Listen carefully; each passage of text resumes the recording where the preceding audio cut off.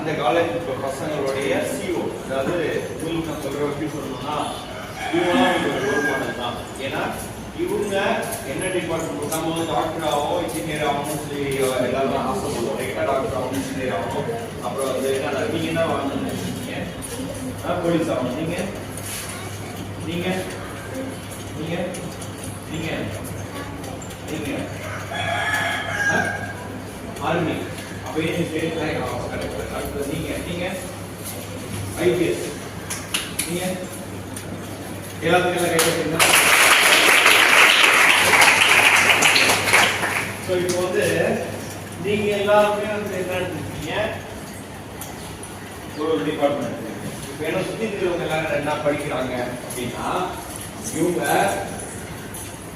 MSW master of social work. இதுவும் முக்கியமா நம்ம தெரிஞ்சுக்க வேண்டிய ஒரு விஷயம். சரியா?